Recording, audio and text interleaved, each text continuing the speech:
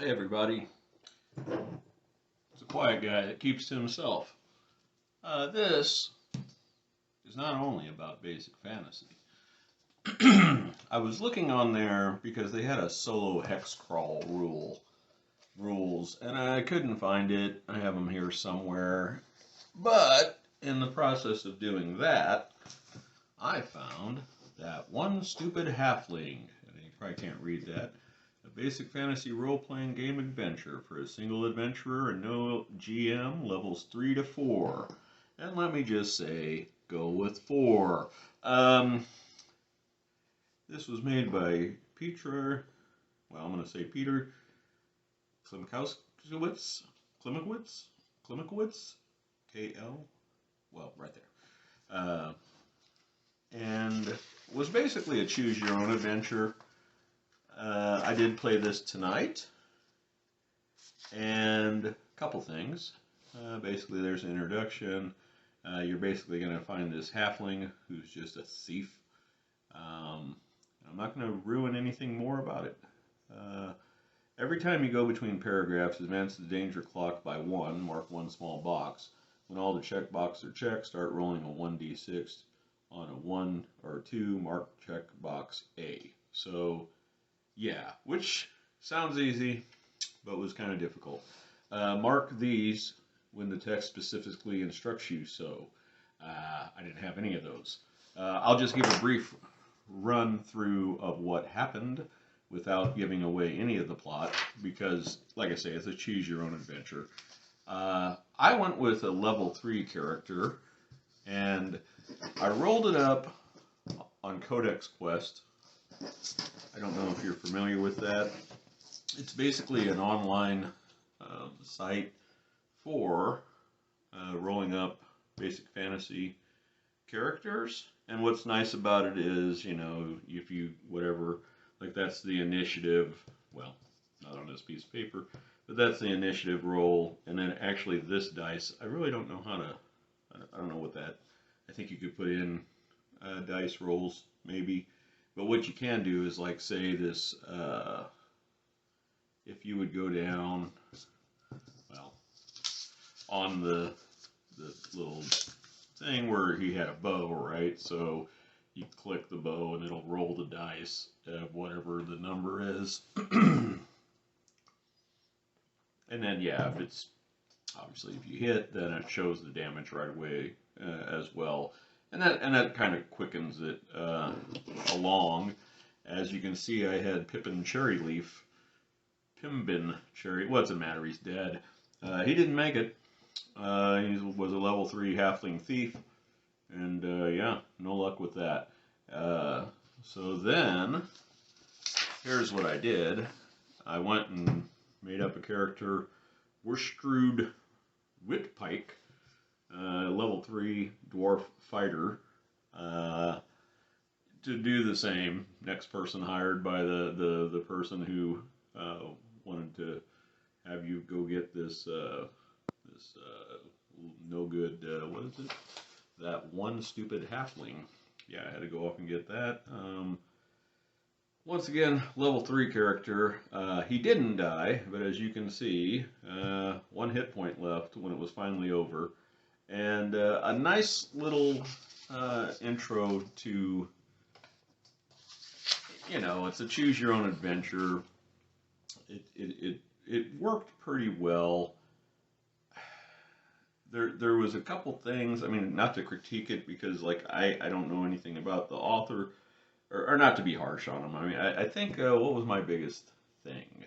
There were times, I guess in the intro, like right here, and maybe this is common sense, but I would say, hey, you know, maybe keep a map because it's sort of set up that you kind of go around and you know, you can retrace your steps.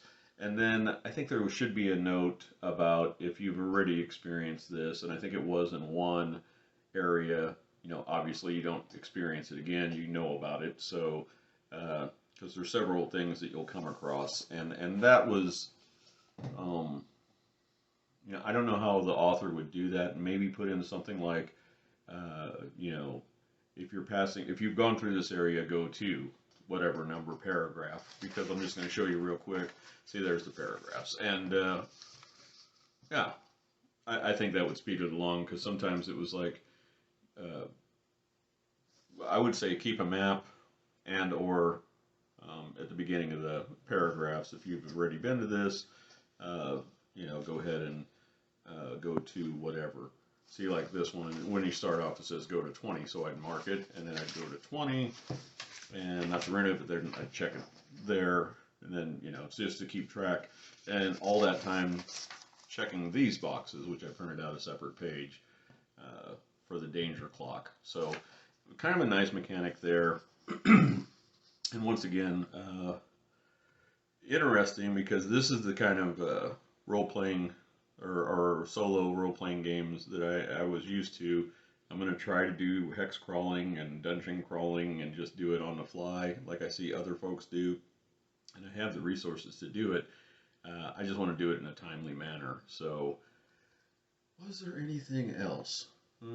Not really. I mean, this is like it was an okay place to start. It was a bit of a slog. I mean, it wasn't easy. Let me put it that way. So, like I say, level 4 character. And then lastly on all this, just like everybody that plays role-playing games, I think they can make an adventure or a world or something. And yeah, I'm one of those people. Poor Pimbin. And yeah, this was nice playing this, because that was one of the things I thought about doing, was to make a solo choose your own type of thing. But it would be much more, it's basically 3 legs, like it'd be 3 tasks that a party of, I would say 3. I just enjoy it when there's more little henchmen and stuff. And to be honest, I like it a little bit easier. Like, I don't need a super duper big challenge, because I want to get through the damn thing, and other people too. I mean, I guess if you want it harder, you could multiply it, but live and learn, I guess. But I did find this. I like playing a monk.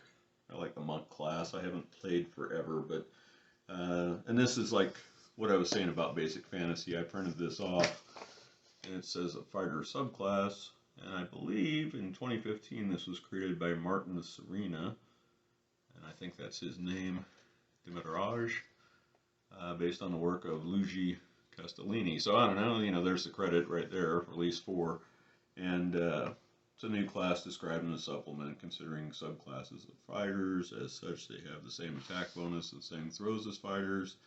At the same level, they should be treated as fighters for all purposes unless otherwise noted. So, just basically a monk-ish type player.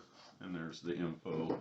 And that's what I really love about basic fantasy, that it's just a big conglomeration of people making things. So, getting back to this, big thank you to Petro Klimowicz. I apologize for butchering your name, sir. But yeah, this just came out in 2024, so I don't know. I may be the first person really looking at it, but it was a good test.